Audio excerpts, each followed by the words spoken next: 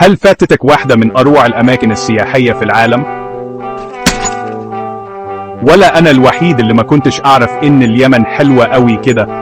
تعالوا بينا نشوف. تخيل إنك بتدخل أرض فيها تاريخ قديم بيقابل مناظر طبيعية تحبس الأنفاس. هي دي اليمن، من ناطحات السحاب الأسطورية في شبام، أيوة، أول منهاتن في العالم، لغاية جزيرة سقطري اللي تخطف الأنفاس والمليانة أشجار مش هتلاقيها في أي مكان تاني.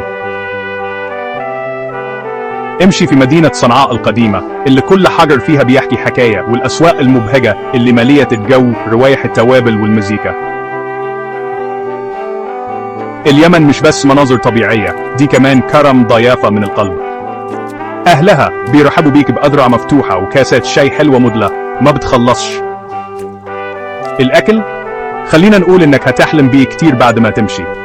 لو عايز مغامرة وجمال وثقافة في رحلة واحدة، سحر اليمن مستنيك. فهل أنت مستعد تكتشف اللي مش عادي؟